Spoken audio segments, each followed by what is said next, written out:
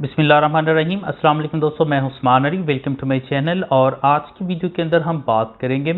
Consumer के protections के हवाले से कि अगर आप कोई चीज़ बाय करते हैं, कोई मोबाइल फ़ोन ख़रीदा है, कोई भी चीज़ आपने अपनी यूज़ की ख़रीदी है और वो ख़राब निकल आई है और आपका किसी किस्म का जो दुकानदार है वह या उसको रिटर्न नहीं कर रहा है या आपकी कोई भी दारदरसी नहीं कर रहा है, तो आप कंज्यूमर कोर्ट से किस तरह से कांटेक्ट करके आप वहाँ पर केस फाइल करके और इसमें किस तरह से अपना जो मदावा है वो करवा सकते हैं। और इसके अलावा आप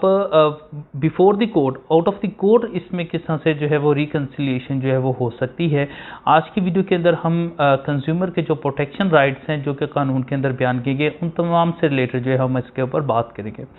तो मौजू की तरफ जाने से पहले सब दोस्तों से गुजारिश है कि अगर आपने अभी तक हमारे यूट्यूब चैनल को सब्सक्राइब नहीं किया है तो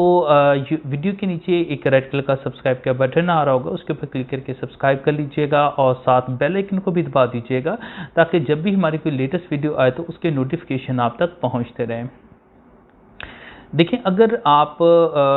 2005 के अंदर जो है वो कंज्यूमर प्रोटेक्शन एक्ट जो है वो 2005 जो है वो पास किया गया, जिसके अंदर जो है अलग से अदालतें कायम की गई और इसमें जो कंज्यूमर है उसके राइट को प्रोटेक्ट किया गया। अगर आप कोई भी चीज़ जो है वो परचेज़ करते हैं, यहाँ पर मैं आपको बताता चलूँ कि जो कंज्यूमर प्रोटेक्शन एक्ट है इसमें चाहे आप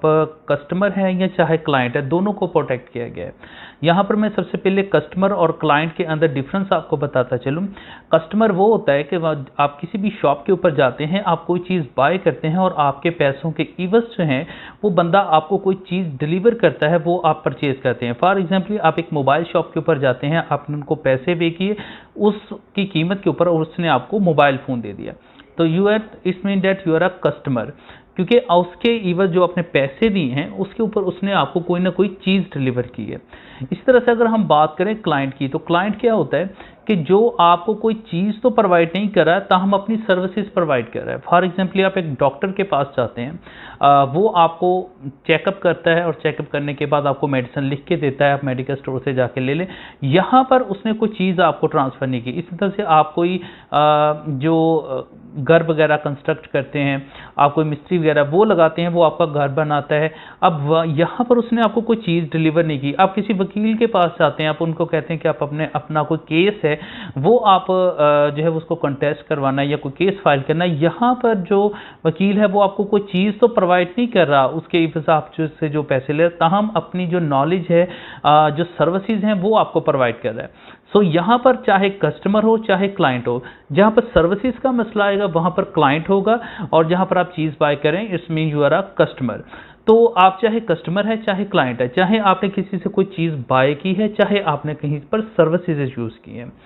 फॉर एग्जाम्पल, आप एक मोबाइल फ़ोन शॉप के ऊपर जाते हैं, आपने मोबाइल फ़ोन परचेज़ कर लिया और वो मोबाइल फ़ोन जो है वो ख़राब निकल आया है, तो आप वहाँ पर अगर आप जाते हैं, आपने कोई बैटरी जो है वो घर में यूजिंग के लिए परचेज़ की है। अमूमी तौर पर रहता होता है कि वो कह देते हैं कि कोई जो आपने शॉप से परचेज़ की है वहाँ पर आप रिटर्न जाते हैं, तो वो आपका ना तो कोई पैसे वापस करता है, ना आपसे जो ली हुई चीज़ है वो ख़राब चाहे हो चुकी है वो आपसे कहीं तौर पर जो है वो आपसे रिटर्न नहीं लेता है। इसी तरह से आप किसी से अपनी सर्विसेज ले रहे हैं, वो आपको बैड सर्विसेज प्रोवाइड कर रहा है। फ़र्ज़ है, अगर इसी तरह से आप हॉस्पिटल्स हैं, डॉक्टर्स हैं, अगर कोई डॉक्टर आपको बैड ट्रीटमेंट प्रोवाइड कर रहा है, आप उसके खिलाफ जो है वो केस दायर कर सकते हैं। इसके अलावा कोई हॉस्पिटल है, वो आपको कोई बैड सर्विसेज प्रोवाइड कर रहा है, आप उसके खिलाफ जो है वो कंज्यूमर कोर्ट में जा सकते हैं। ताहम जो हॉस्पिटल्स हैं उनके खिलाफ आप कार्रवाई का, उसको बंद करवाने का, उसके ऊपर जुर्माने का एक अलग से भी जो है वो प्रॉपरली लॉ मौजूद है, जो कि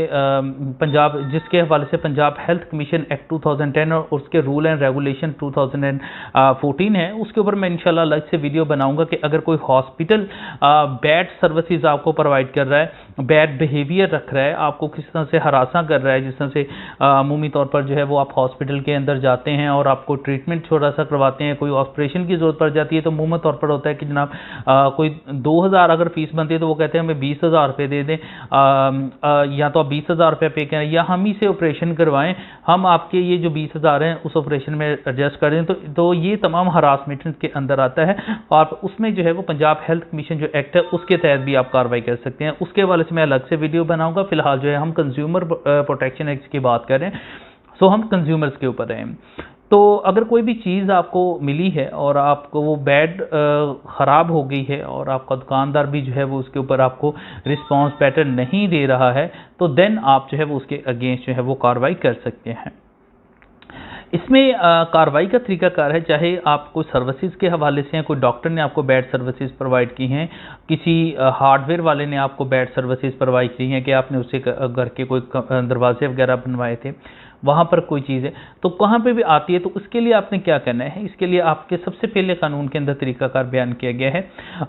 यहाँ पर मैं एक चीज़ आपको मज़ीद क्लियर करता चलूँ कि अमूमी तौर पर जो है हम शॉप्स के ऊपर जाते हैं तो शॉप्स के ऊपर अमूमी तौर पर लिखा था कि जो इम्पोर्टेड माल है उसकी कोई वारंटी नहीं है, उसकी कोई वापसी नहीं है, उसकी कोई तब्दीली नहीं है। तो अमूमी तौर पर लोग समझ लेते हैं कानून से नावाकिफियत होने की वजह के सर कि जिनकी वारंटी है शायद उसी के ऊपर हम जो है वो कंज्यूमर कोर्ट में जा सकते हैं, जिनकी वारंटी ही नहीं है हम उनके अगेंस्ट कंज्यूमर कोर्ट में नहीं जा सकते, या कोई इंपोर्टेड माल है उसके अगेंस्ट नहीं जा सकते। तो ये बिल्कुल गलत है, आप उनके ज़रिए भी जो है वो कंज्यूमर कोर्ट में जा सकते हैं। जितना भी इंपोर्टेड माल है कंज्यूमर प्रोटेक्शन एक्ट के अंदर जो है इसमें जो मैन्युफैक्चर है उसकी डेफिनेशन के अंदर जो है वो क्लियरली तौर पर मेंशन किया गया कि अगर कोई भी बंदा जो है वो इंपोर्टेड माल को सेल कर रहा है, वो बैरून मुल्क से उसने इंपोर्ट किया है, इंपोर्ट करने के बाद जो है वो कोई सामान है उसको आप तक सेल कर रहा है, तो वो मैन्युफैक्चर ही कंसीडर होगा कि जिस तरह से उसने खुद वो तमाम जितनी भी प्रोडक्ट है वो खुद बनाई है। तो इसमें भी तमाम जो कंज्यूमर्स हैं उनको प्रोटेक्ट किया गया है। तो आपने जब भी फर्स्ट ऑफ ऑल इसकी कुछ रिक्वायरमेंट्स बताई गई हैं कि जब भी आपने कोई चीज़ परचेज करनी है तो रसीद आपने लाजमी लेनी है। रसीद के ऊपर लाजमी होना चाहिए कि आपका नाम मेंशन हो, जो चीज़ आपने परचेज की है उसकी डिस्क्रिप्शन मौजूद होनी चाहिए कि कौन सी चीज़ आपने परचेज की है, और उसकी प्राइस जो है वो आगे मेंशन होनी चाहिए, उसकी तारीख मेंशन होनी चाहिए। तो ये आपने लाजमी तौर पर जो है वो रसीद जो है वो लेनी है। अगर रसीद कोई प्रोवाइड नहीं करता है तो उसके ऊपर भी जो है वो ऑलरेडी एक पनिशमेंट मौजूद है। लेकिन अमूमी तौर पर होता क्या है कि कुछ लोग जो हैं वो इसके ऊपर जो है वो प्रोवाइड जो स्लिप है वो प्रोवाइड जो रसीद है वो नहीं देते, तो आपने जो है वो रसीद लाजमी तौर पर लेनी है।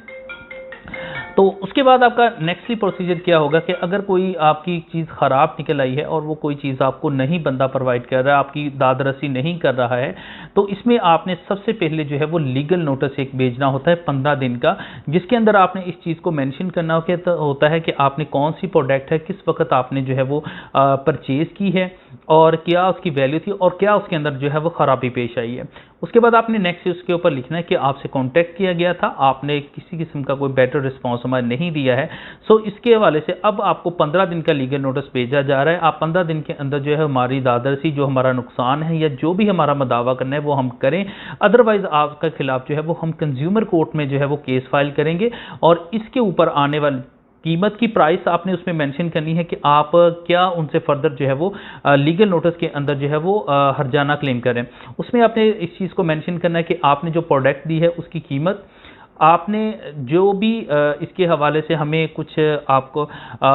जो हमें ज़हनी अज़ियत हुई है या हमें कुछ तकलीफ़ात उठानी पड़ी, उसकी मद के अंदर आप हमें 5 लाख रुपए हर्जाना अदा करें। तो इस तरह से आपने एक लीगल नोटिस भेजना है कि आप एक तो हमें चीज़ की प्रोडक्ट की कीमत हमें वापस करें, और सेकेंडली जो हमें लीगली तौर पर जो है हम लीगल के ऊपर जो केस हम दायर करें उस पर ऊपर जो अखराजात आएंगे वो भी अखराजात इतने हैं, हमने वकील हायर किया है, वकील की 50,000 रुपये फ़ीस है, वो भी आपको पे करनी पड़ेगी। इसके अलावा हमें जो तकलीफ़ उठानी पड़ी है, ज़ियत उठाने के, उसकी मद के अंदर भी आप 5 लाख रुपया पे करें। सो ये डिफरेंट भी हो सकता है, आप जितना भी उसके ऊपर जो है वो डिमांड कर लें।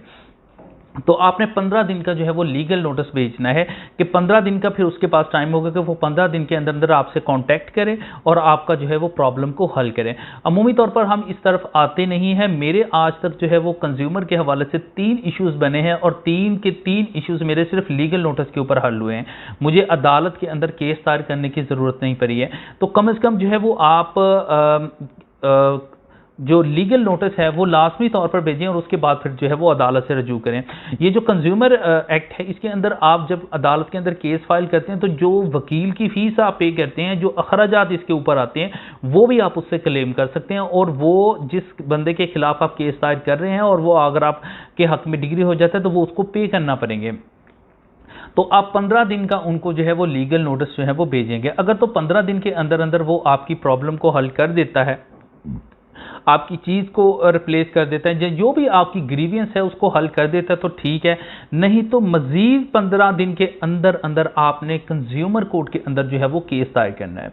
कंज्यूमर कोर्ट के अंदर जब आप केस दायर करेंगे तो कंज्यूमर कोर्ट जो है वो फर्स्टली तो इस चीज़ के ऊपर जो है वो फर्स्ट तौर पर जो है वो समाअत के अंदर जो है वो आपकी बहस सुनेगी कि क्या आया इस केस को एडमिट किया जाए या ना किया जाए। अगर आपका केस एडमिट कर लिया जाता है तो एडमिट करने के बाद अदालत जो है वो दूसरे फरीक को जो है वो नोटिस सेंड करेगी। अगर नोटिस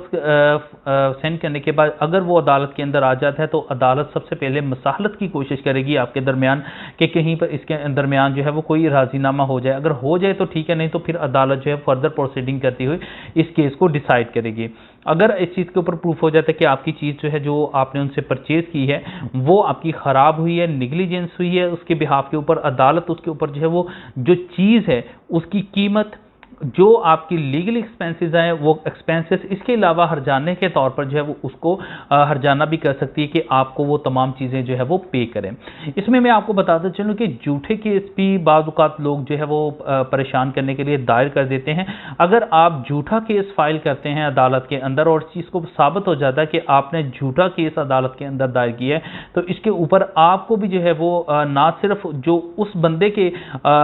लीगली तौर पर जो केस दायर करने के ऊपर एक्सपेंसेस आए, हर्जाने के तौर पर भी आपको हो सकता है, इसके अलावा 10,000 रुपया आपको जुर्माना भी हो सकता है और जो कि आपको गलत केस दायर करने के ऊपर पे करना पड़ सकता है। इसके अलावा अगर किसी भी अग्रीव्ड पार्टी है उसको किसी भी किस्म का कोई कंज्यूमर कोर्ट के केस के